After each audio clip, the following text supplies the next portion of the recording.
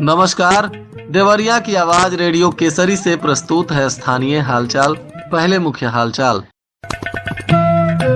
लोक अदालत की सफलता को लेकर तहसीलदारों के साथ की गई बैठक। फैलेरिया जागरूकता को दिया गया प्रशिक्षण। दिशा की बैठक में प्रस्तुत की गई अमृत प्रयास की रूपरेखा। नदियों में डाले जाएंगे जल्द ही मछलियों के बच्चे। और हत्याकांड के 2 आरोपी को पुलिस ने मुठभेड़ के बाद किया गिरफ्तार। स्थानीय हालचाल के इस अंक के साथ मैं अनिकेत मिश्र। अब हालचाल विस्तार से।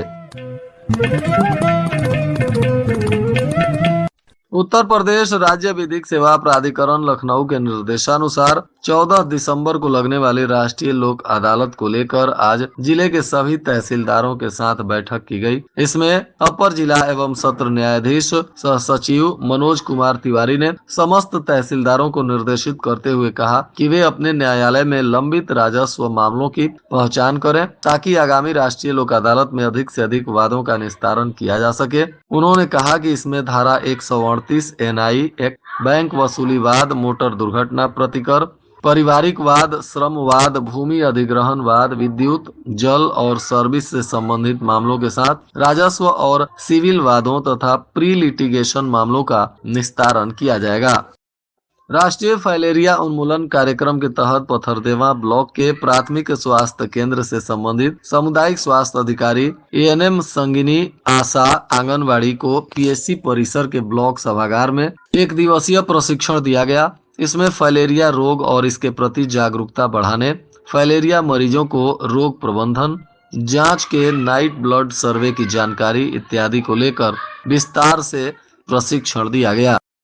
मुख्य कार्यकारी अधिकारी मत्स्य विजय कुमार मिश्रा ने बताया कि मत्स्य विभाग के द्वारा प्रधानमंत्री मत्स्य संपदा योजना के तहत रिवर रैंचिंग कार्यक्रम का आयोजन किया जा रहा है। इस कार्यक्रम के अंतर्गत हेतिमपुर विकासखंड देसही देवरिया स्थित बालू घाट और पथरदेवा विकासखंड के बघौच घाट पर बहने वाली छोटी गंडक और खनुआ नदियों में लगभग 1 लाख मत्स्य अंगुलिकाएं संचय की जाएंगी। यह कार्यक्रम 23 नवंबर 2024 को आयोजित होगा। बालू घाट हेतिमपुर में अपराह्न 1 बजे और बघौच घाट में अपराह्न 2 बजे मत्स्य अंगुलिकाओं का संचय किया जाएगा। यह योजना मत्स्य संसाधनों के संरक्षण और संवर्धन के उद्देश्य से संचालित की जा रही है।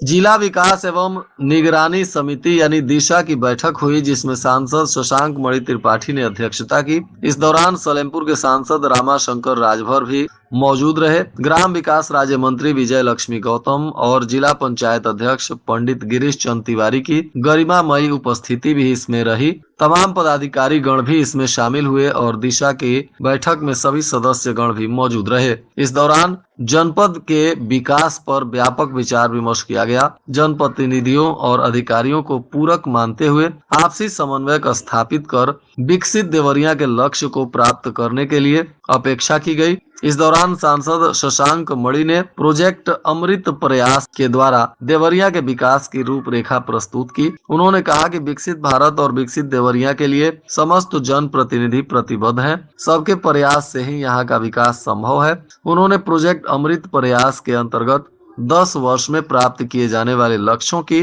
संकल्पना प्रस्तुत की। सांसद ने कहा कि स्थानीय सांस्कृतिक परंपराओं को साथ लेते हुए जनपद की GDP को बढ़ाने, पलायन को रोकने के लिए बड़े पैमाने पर रोजगार सृजित करने और पर्यावरण संरक्षण को ध्यान में रखते हुए काम करने के लिए देवरिया का सतत विकास किया जाएगा। 7 नवंबर को थाना सुरौली क्षेत्र के जद्दू परसिया के पास मुख्य मार्ग पर शुभम सिंह उर्फ नेहाल सिंह की हत्या कर दी गई थी। बताया जा रहा है कि अज्ञात अपराधियों के द्वारा गोली मारकर की गई इस हत्या में पुलिस ने मृतक की मां की तहरीर पर मामला दर्ज करते हुए अनुसंधान शुरू किया था।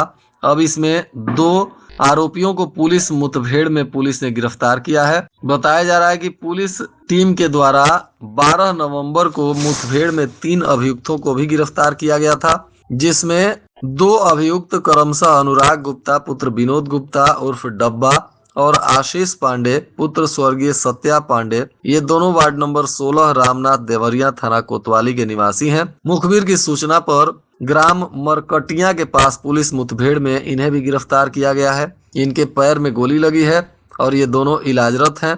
स्थिति सामान्य बताई जा रही है।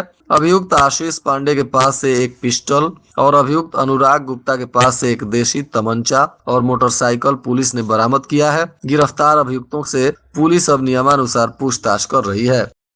अपर उप जिलाधिकारी सहायक जिला निर्वाचन अधिकारी ने बताया कि भारत निर्वाचन आयोग के निर्देशानुसार विधानसभा निर्वाचन क्षेत्रों की निर्वाचक नामावलियों का विशेष संक्षिप्त पुनरीक्षण कार्यक्रम 29 अक्टूबर से 28 नवंबर तक चल रहा है। इस अवधि में सभी योग्य व्यक्ति जिनकी आयु 1 जनवरी 2025 को 18 वर्ष पूरी हो रही है, वे लोग अपना नाम मतदाता सूची में दर्ज करा सकते हैं। इसके अतिरिक्त जिनका नाम किसी कारणवश अब तक सूची में शामिल नहीं हो सका है, वे भी फॉर्म 6 भरकर संबंधित बूथ लेवल ऑफिसर के पास जमा कर सकते हैं। नाम दर्ज करने, हटाने या संशोधन के लिए फॉर्म 6, फॉर्म 7 और फॉर्म 8 का उपयोग किया जाएगा।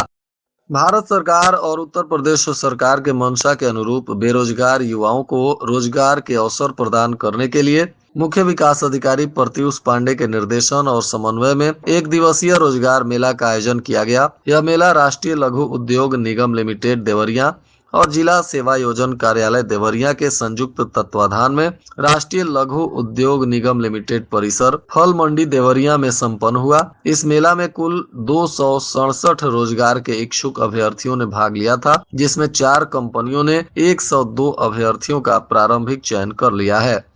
संत विनोबा पीजी कॉलेज में विधि प्रथम वर्ष में प्रवेश को लेकर छात्र नेता और महाविद्यालय प्रशासन आमने सामने हो गए हैं। कुछ लोगों ने इसकी शिकायत एडीएम से किया तो उन्होंने प्राचार्य को जांच का निर्देश दिया। आरोप प्रत्यारोप को लेकर विधि में नामांकन प्रक्रिया ठप हो गई है। संत विनोबा पीजी कॉलेज में विधि प्रथम वर्ष में प्रवेश के लिए बनी कमेटी में लॉ के हेड ऑफ डिपार्टमेंट के संयोजक और 3 असिस्टेंट प्रोफेसर को सदस्य बनाया गया है। कमेटी को प्राचार्य ने नियमानुसार मेरिट लिस्ट में आने वाले छात्रों के नामांकन का निर्देश दिया है, परंतु कमेटी ने जो सूची जारी की है उस पर सवाल उठने लगे हैं। कुछ छात्र नेताओं ने 2 छात्रों के प्रमाण पत्र बाद में जमा करने का मामला उठाया तो दोनों को नामांकन सूची से हटा दिया गया।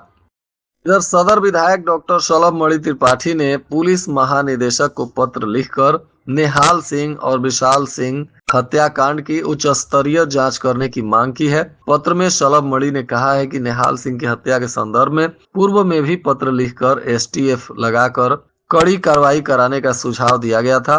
हालांकि पुलिस मुठभेड़ में कुछ अभियुक्तों की गिरफ्तारी हुई है, परंतु अभी भी कई अभियुक्त की गिरफ्तारी शेष बताई गई। इधर फतेहपुर हत्याकांड की सुनवाई संजय कुमार सिंह के न्यायालय में शुरू हो गई है। बताया जा रहा है कि वादिनी शोभिता द्विवेदी का बयान दर्ज हुआ है। इस पर आरोपी पक्ष के अधिवक्ताओं ने जिरह किया। हाई कोर्ट ने मामले का त्वरित निस्तारण करने का निर्देश दिया है। इसके तहत अब 23 नवंबर यानी शनिवार को फिर से सुनवाई होगी। रुद्रपुर कोतवाली के फतेहपुर निवासी पूर्व जिला पंचायत सदस्य प्रेमचंद यादव की 2 अक्टूबर 2023 की सुबह हत्या की गई थी और आक्रोशित लोगों और उनके परिजनों ने इस मामले में अन्य लोगों के साथ मिलकर सत्य प्रकाश दुबे के घर पर हमला बोला। इसमें लाठी, डंडा और ईंट इत्यादि से कुचलकर और गोली मारकर सत्य प्रकाश दुबे, उनकी पत्नी किरण, बेटी सलोनी, नंदिनी और बेटे गांधी समेत 5 लोगों की जघन्य हत्या कर दी गई थी। इसी मामले में अब कोर्ट के द्वारा स्पीडी ट्रायल चलाकर सुनवाई की जा रही है। इधर लार में आरसीसी और कवर्ड नाली निर्माण में अनियमितता का आरोप लगाते हुए शास्त्री नगर में लोगों ने जमकर हंगामा किया। इसके बाद निर्माण कार्य को रोक दिया गया। हंगामे की वीडियो भी सोशल मीडिया पर वायरल हो गई। हालांकि इस वीडियो की सत्यता की पुष्टि हम नहीं करते हैं, परंतु शास्त्री नगर और कोयरी टोला वार्ड में नगर पंचायत की तरफ से इकबाल के घर से गोरख कुशवाहा का घर होते हुए कृष्णा के घर तक आरसीसी सड़क और कवर्ड नाली का निर्माण कराया जा रहा है, जिसकी लागत 8,10,000 रुपए है। इसी निर्माण कार्य में अनियमितता की आरोप लगाते हुए ग्रामीणों के द्वारा हंगामा करने का बात बताया जा रहा है। हालांकि विभाग के लोग इसकी जांच पड़ताल भी कर रहे हैं। इधर तरकुलवा में किशोर की मौत के मामले में पोस्टमार्टम के बाद उसका बिसरा प्रिजर्व कर लैब में भेज दिया गया है। इसके पहले ही 7 लोगों के खिलाफ मारपीट का मुकदमा दर्ज हुआ है, जबकि परिजनों ने हत्या करने का आरोप लगाया है। बताते चले कि थाना क्षेत्र के सिरवनिया गांव निवासी आर्यन प्रसाद उम्र 13 वर्ष पुत्र Ram Dayal junior high school कक्षा 7 का छात्र था। उसका विवाद अपने पटीदार रुदल के बच्चों से काफी दिनों से चल रहा था। इसी बात को लेकर 17 नवंबर की शाम दोनों में कहा सुनी के बाद मारपीट हो गई, जिसमें मृतक को चोट लगा था और 18 नवंबर को गोरखपुर लेकर जाते समय रास्ते में ही इसकी मौत हो गई थी। और आज के मौसम का तापमान देवरिया में न्यूनतम 16 डिग्री सेल्सियस और अधिकतम 26 डिग्री सेल्सियस रहने की संभावना है। हालचाल के इस अंक को सुनने के लिए आप हमारे फेसबुक पेज को भी फॉलो करें और हमारे यूट्यूब चैनल पर भी आप इसे सुन सकते हैं। अंत में मुख्य हालचाल एक बार फिर। लोक अदालत की सफलता को लेकर तहसीलदारों के साथ की गई बैठक। फैलेरिया जागरूकता को दिया गया प्रशिक्षण। दिशा की बैठक में प्रस्तुत की गई अमृत प्रयास की रूपरेखा। नदियों में डाले जाएंगे जल्द ही मछलियों के बच्चे। और हत्याकांड के 2 आरोपी को पुलिस ने मुठभेड़ के बाद किया गिरफ्तार। इसके साथ ही रेडियो केसरी से प्रसारित स्थानीय हालचाल का यह अंक समाप्त हुआ। नमस्कार।